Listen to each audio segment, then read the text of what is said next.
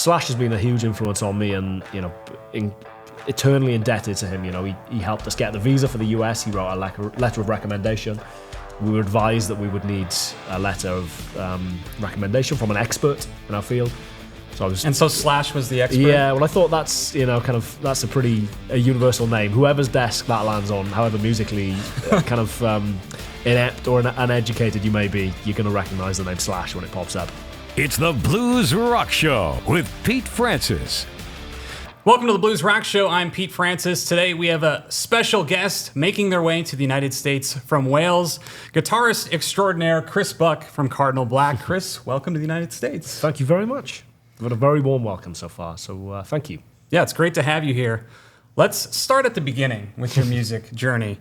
When did you start playing guitar? How did you get into music initially? Started actively playing guitar. I guess I would have been about 11 years old. I was always aware of guitar and of kind of music. My parents actually, both of them were big music fans. My father in particular, huge music fan, big guitar fan, not a guitar player per se, was a frustrated guitar player, was probably the most accurate way of describing my father. But had various guitars. There were always kind of 2 or 3 guitars around the house.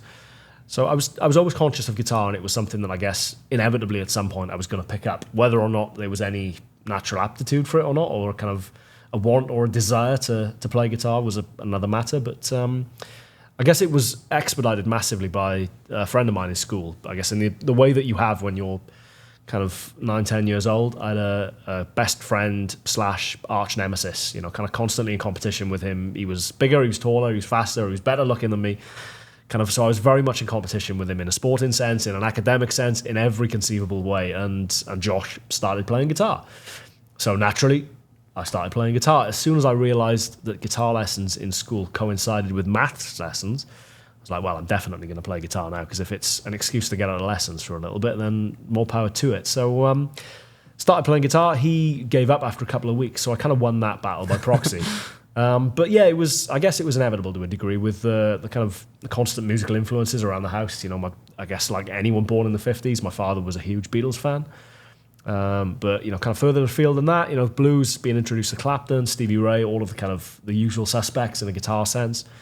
So yeah, it was just, I guess an age when you're 11, 12 years old where pretty much all of this incredible music is new to you because you've not necessarily heard it before. So in the space of a fortnight, you're discovering Clapton, Thin Lizzy, Van Halen, all of these incredible musical influences, that have seeped into my consciousness over the years. But yeah, very much my father to thank or to blame, depending on your perspective. So yeah, so you mentioned Stevie Ray, you mentioned Eric Clapton. Yeah.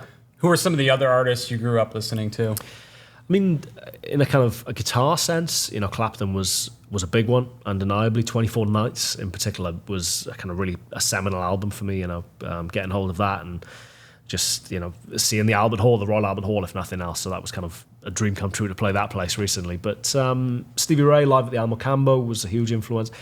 My mother's influence as well. My mother was much more on the kind of the pop and the kind of soul and Motown kind of side of things. So there was constantly, soul music on, and that's kind of led me to the, Otis Reddings and Sam Cookes of the world. My grandparents were huge into kind of the more kind of crooners, I guess. So there was like Nat King Cole was on if I was at my grandparents, or Frank Sinatra.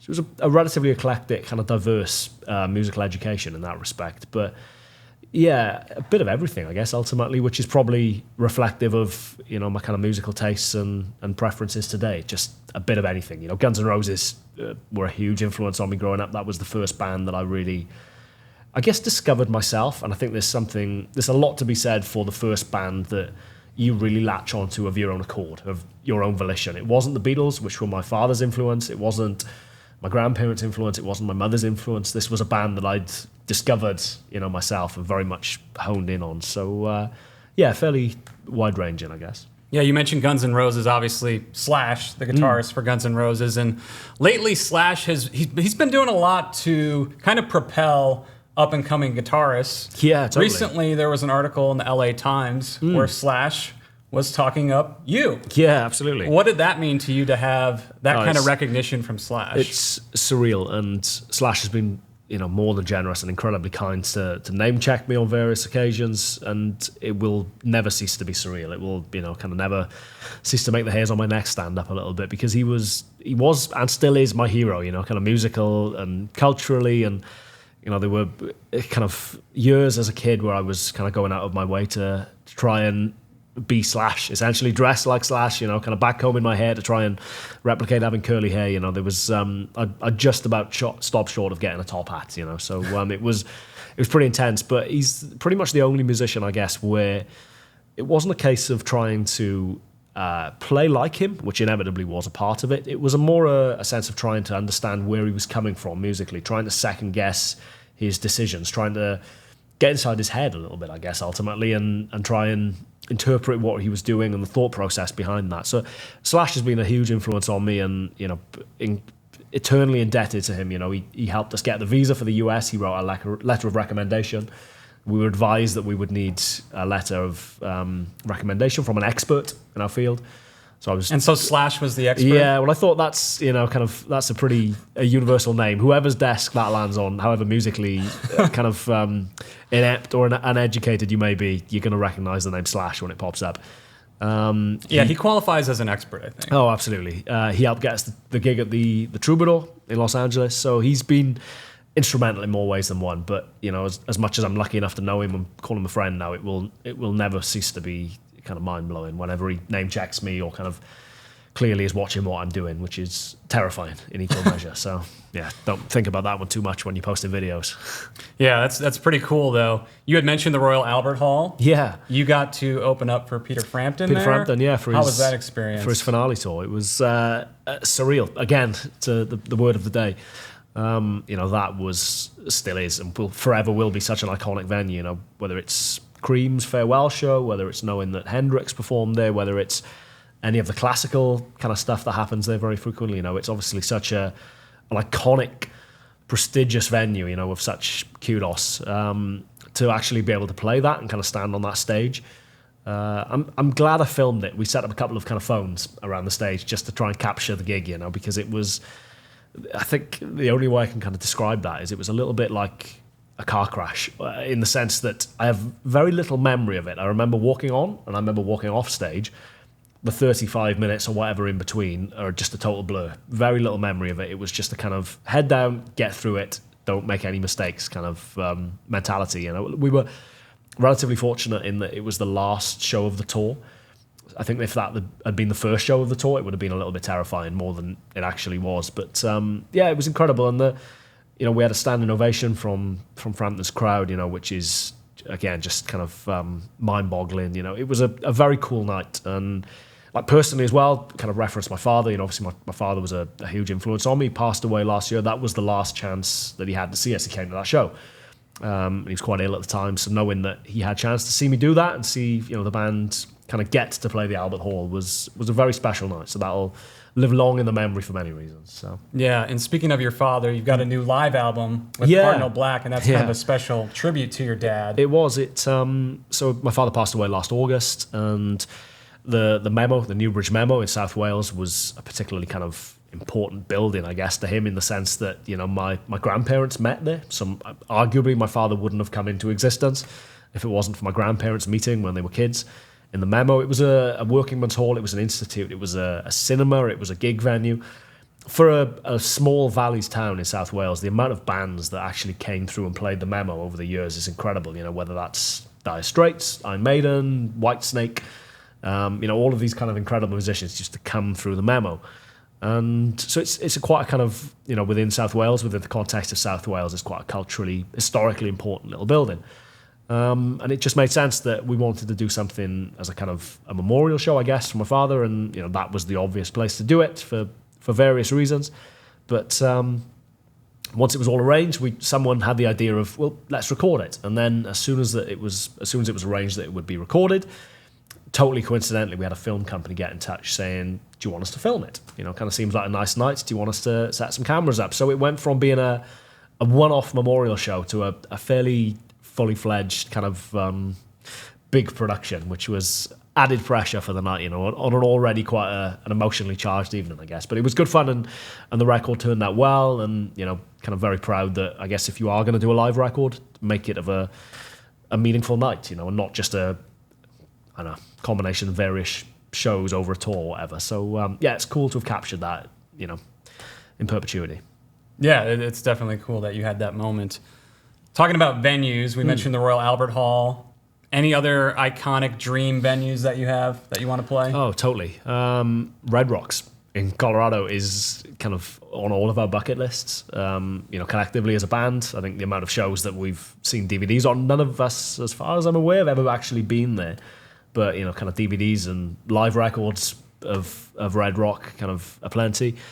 I guess Madison Square Garden inevitably kind of is a lot of bands' aspirations. Very few actually get to that point, you know. But in the UK, I think one of the ones which we're actually doing on our upcoming tour is Shepherd's Bush Empire, which is not, I guess, an iconic venue in London. It's a 2,000-seater, so it's not particularly big.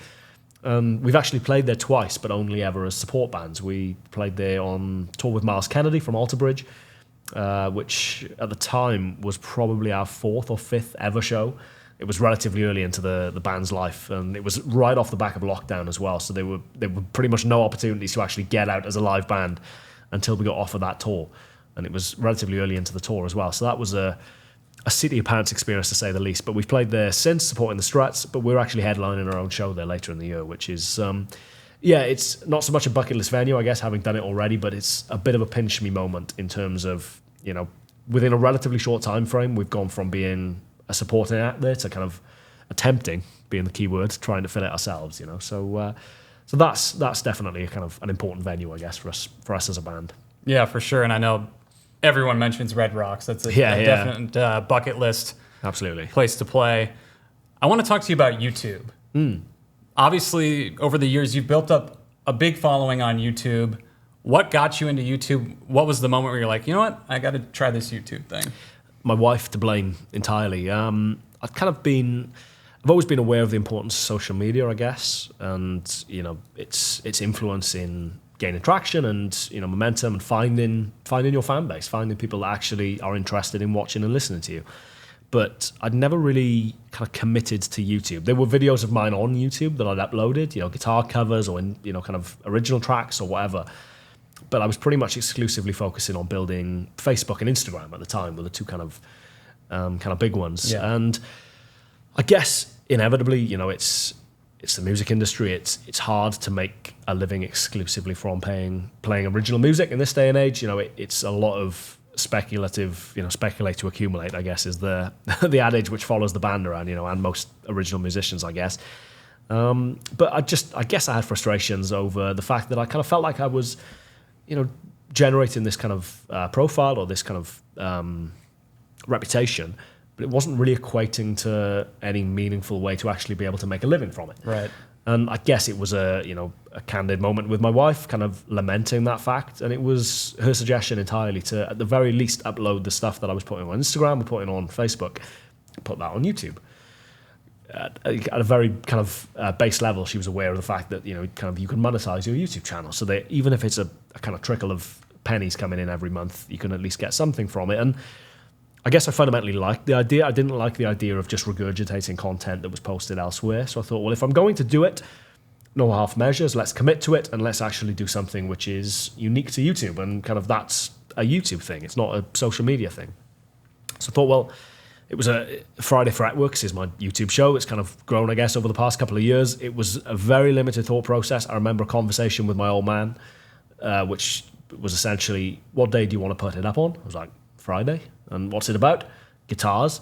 Well, let's find some alliterative way of combining those two things. So Friday Fretworks was suggested. So it was about 5 minutes thought process went into it.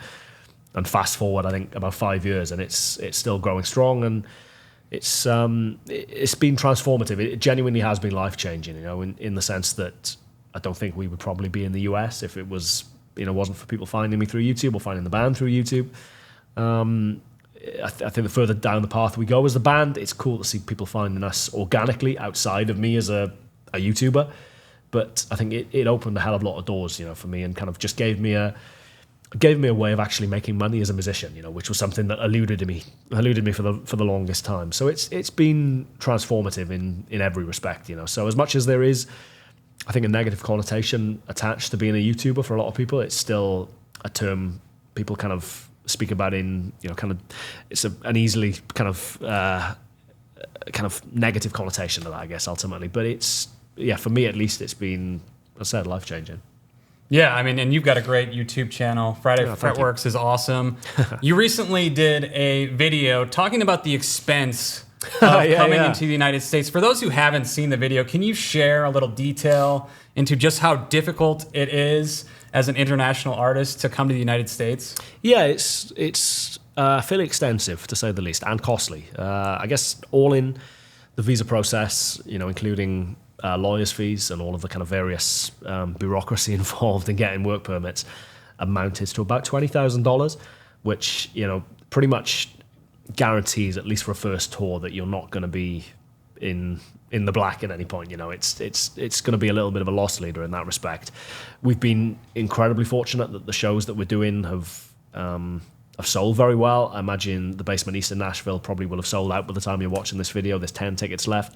The Troubadour in Los Angeles sold out very quickly. Obviously, Playing with Fire has been incredibly well received so far. So we've been very fortunate, but it kind of still doesn't negate the fact that it costs an arm and a leg to get over here. That's $20,000, not including the logistical element of getting us over here. The flights, the accommodation, all of the other various elements.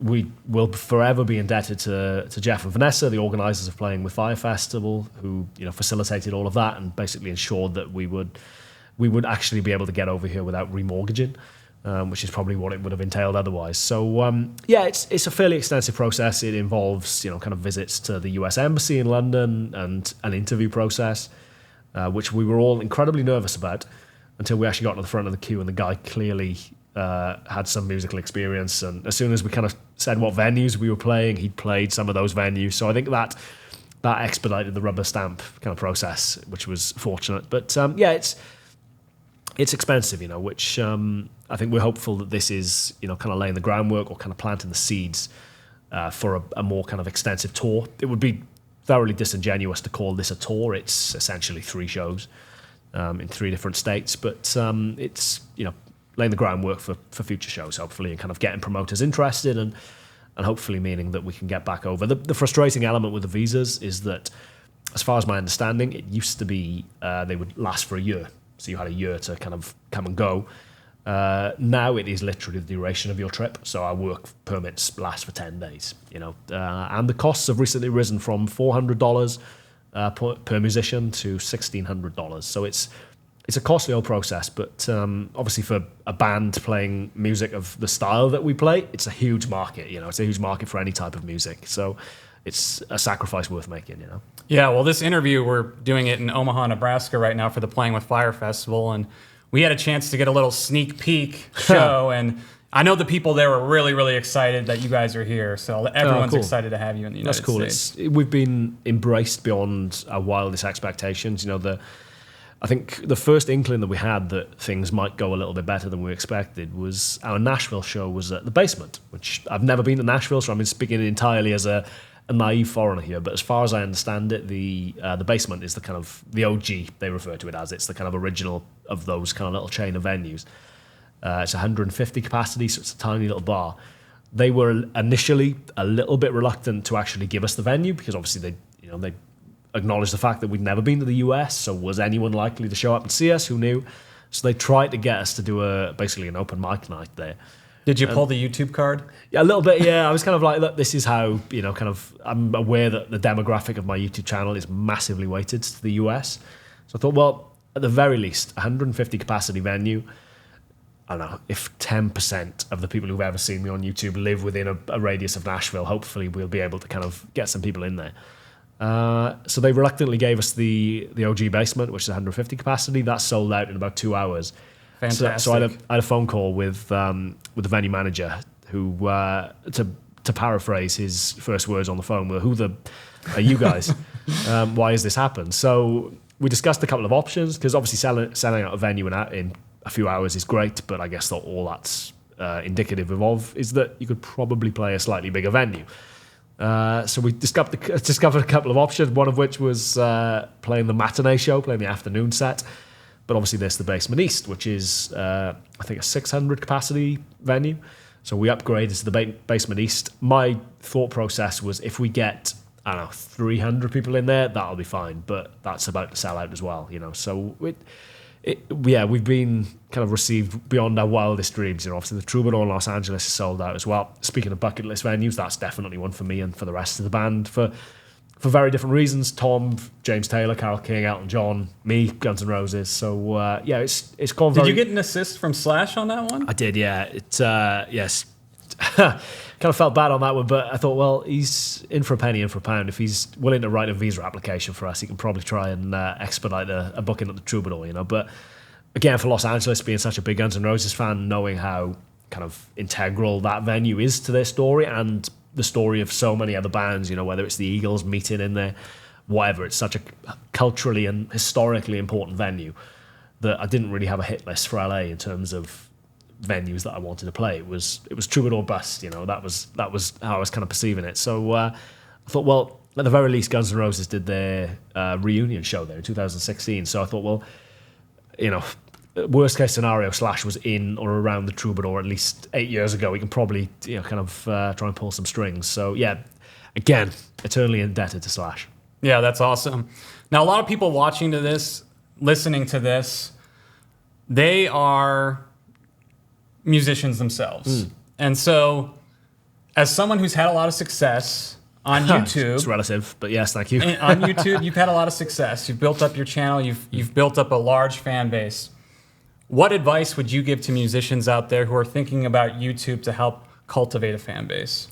It's frustratingly, I think, persistence, as with anything in life, irrespective of profession or whatever avenue that you're kind of trying to go down, persistence and perseverance is, you know, the kind of the two crucial components in that. I have multiple frustrations with YouTube as a platform, in the sense that it undoubtedly rewards consistency. It rewards the regularity of whether that's once a week or whether that's however frequent that is irrelevant. I think it just rewards the regularity of a consistent schedule, which is fine to a degree. It's frustrating then when that has to kind of work around life, whether it's family, whether it's children, whether it's being in a band on the road. Obviously, there are multiple things that will kind of impede you having that consistency on occasion.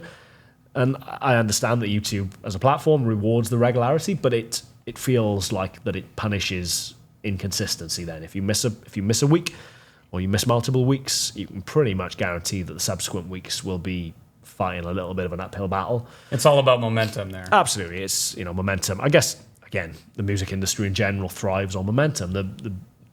The perception that a band is growing and the perception that a band or an artist is doing well is kind of self-fulfilling prophecy, I guess, to a degree. More opportunities will arise as a consequence of the perception that you're doing well. Our band is a great example of that, you know. I think outwardly looking in at Cardinal Black, you know, coming to the US for the first time, selling out these venues, you know, going from playing, you know, 150 cap venues in London to playing 2,000 seaters within the space of like 2 years or whatever it is. You look at that outwardly and you say, well, that's hopefully a band on the rise. That's a band with a good trajectory. And I'm not kind of doubting that for a second or kind of complaining about it, but it's, you know, often the reality and the kind of expectation or the kind of perception of things are two very different things. And internally, there's a lot of peddling and kind of like frantic peddling under the water going on to try and kind of keep that appearances going, you know. And it's the same with YouTube. It's that sense that people outwardly looking in, you know, look at it and it's grown within a relatively short space of time again, I guess, and views and subscribers and all the kind of things all the metrics that YouTube kind of rewards in that respect. But persistence ultimately, and find your niche, find what it is that you want to talk about. You know, there are multiple YouTubers who've kind of do the gear review kind of thing, whether it's pedals, whether it's amps, whether it's guitars, whatever it is. There are so many guys who do that infinitely better than I ever could. So it was never a niche that I particularly wanted to get into, because I just thought, well, A, it's quite saturated, and B, there are people who do that, you know, much better than I can. So my kind of niche that I tried to go down was more conceptual, more talking about topics or the history of guitars or brands or guitar brands and how they kind of found their place, you know, in the marketplace, or the demise of certain brands and what maybe kind of led to that or facilitated that. So just making it a little bit more kind of historically based, but obviously kind of smattered with playing throughout it, which I think is probably what most people watch me for. But just trying to find your niche, trying to find something which is unique to you, or not necessarily unique to you, but something that you feel like you do better than the competition. So persistence ultimately though is the crucial one. So frustratingly. Yeah, you mentioned persistence, consistency. It seems in today's music business we're living in a singles world now. Yeah. That's a lot of persistence and consistency as well. How much pressure absolutely. is there as a musician feeling the need, man, I got to get music out all the time? Yeah. Funnily enough, we were having a conversation about this the other day, that if you looked at our Spotify page, for example, I guess we've been going since 2021. We launched mid-2021. But if you go on our Spotify page, all you would find is our first EP that we put out, a 4-track EP, and the subsequent album, which followed, roughly a year later, I guess. And we were debating whether we've been a little bit precious, I guess, over our recorded output. Obviously now there's a live record. There will be a second record coming pretty soon. So I guess we've rectified that to a degree. But you look at how artists treat their Spotify page or their Apple Music or, insert streaming service here. You look how they treat their streaming services profile, and it is a little bit more kind of social media stream of consciousness. Let's throw a track out. All of Cardinal Black as a band come from that kind of, I guess we're of a generation which kind of straddles two ethos, I guess, ultimately. We're kind of very social media active and savvy, I guess, and aware of that being a crucial part of what we do. But at the same time, all of us are hugely influenced by, artists which lived in an album culture, putting that album out and kind of structuring the arc and the narrative of a great record. We're trying to do that at the very least. So it's a little bit of a conflicted kind of sense sometimes of what we need or what we should be doing, whether that is treating it, like you said, like a singles market, like a YouTube approach. Video. Spit it out. Exactly. Or whether it is more of a considered, we'll do an album every year or, 2 years or whatever it is, It's a bit of a constant kind of, angel and devil on each shoulder kind of fighting. But I don't know, we'll find our place. As an artist, do you have a streaming preference, like a platform? Yeah, vinyl. It's, it would be hypocritical of me to sit here complaining about streaming services. I use Apple Music for no other reason other than it was a... It's like everyone hates them, but everyone uses them. Absolutely. The convenience of it is unparalleled, and, it's the genie is out of the bottle at this point, as much as there are undoubtedly been vinyl resurgence or cassette resurgence, whatever it happens to be, it's... And then in a couple of years, it's going to be CD resurgence. Oh, absolutely, yeah. It's... I think the cassette one is interesting because I guess ultimately it's analog. Ultimately, it is a kind of a tactile analog medium. But the genie's out of the bottle. It's and as much as there may be resurgence for certain mediums, it's still a niche. Oh yeah, totally. And the kind of convenience of streaming and being able to pull up any song, within a matter of seconds is always going to be the winner, And it kind of, I remember a conversation with my grandmother. It absolutely blew her mind that I could pull up pretty much any track that she named. She's 85,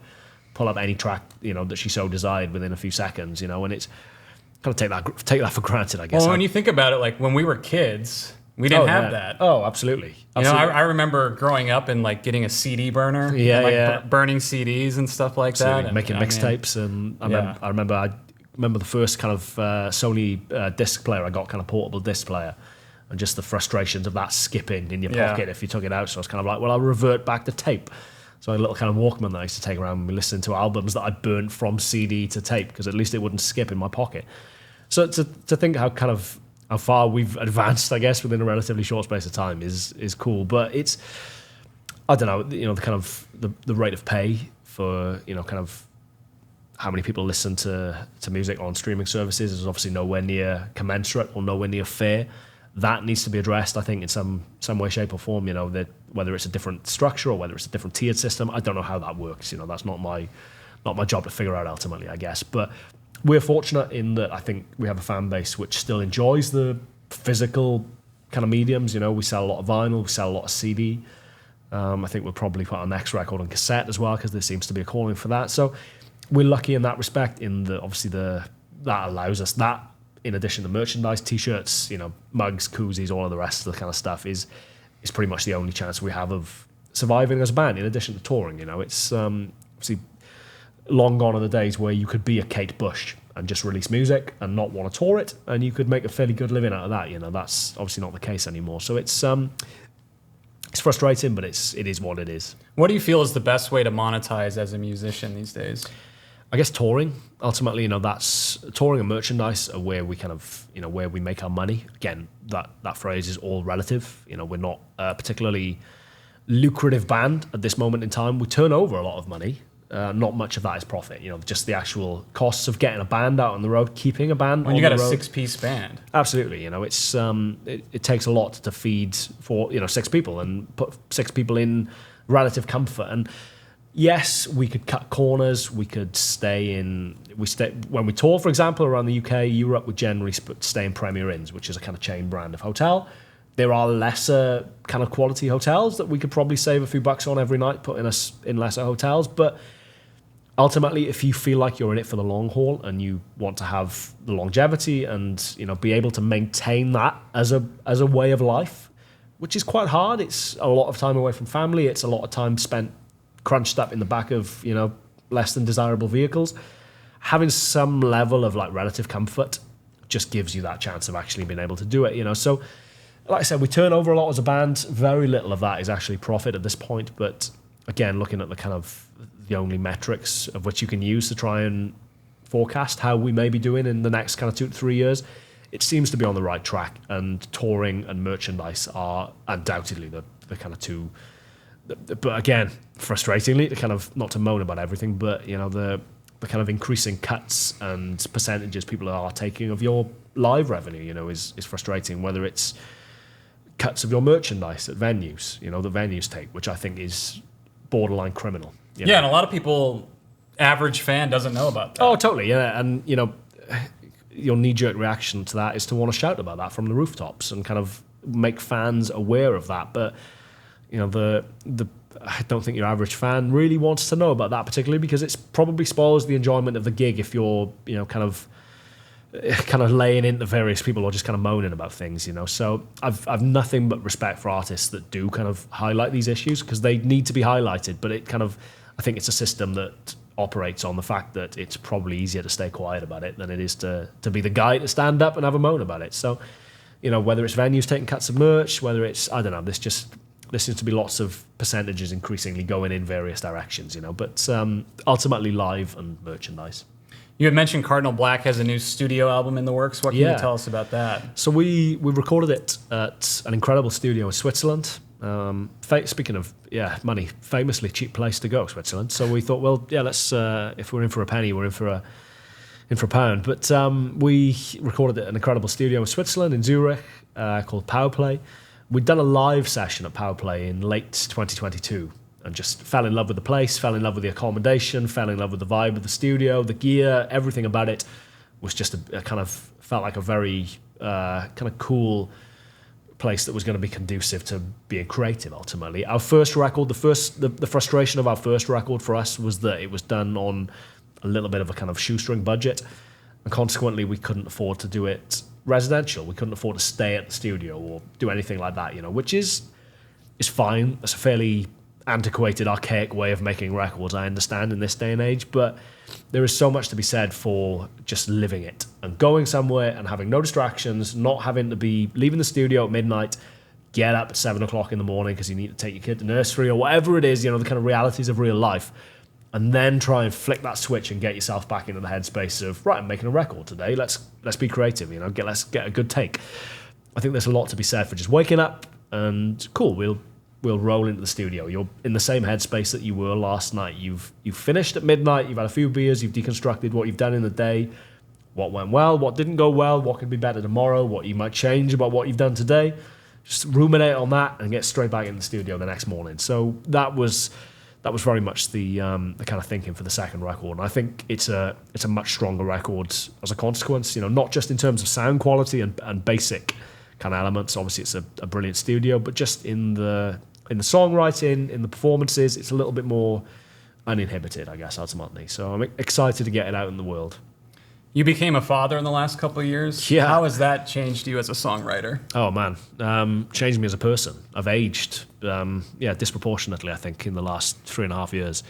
I still look like a 12-year-old. I'm fully aware of that fact, but a 12-year-old with a hard paper around now. So I think, I guess as a songwriter, as a person, just, it changes your outlook on life. It changes everything about what you do. And I think it gave me a focus that I never had before. It gave me a reason to do what I do. I've never lacked for a reason or a motive or a kind of a driving purpose behind what I do. I feel like whoever was responsible for it, I feel like I've been put on this earth to kind of make music, and that's what I want to do. And that's, thankfully people seem to enjoy watching me or listening to me do that, So I've never lacked for purpose in that respect. But having a child and suddenly this little person that's reliant on you, whether that's in a very physical sense to change nappies and feed them or whatever, or just reliant on you as a role model, and watching someone. That's ultimately how I justify what I do, and being away from my wife, being away from my child, being away from my family, is that at least I'm doing something which I believe in and something which hopefully you can be proud of, Yeah.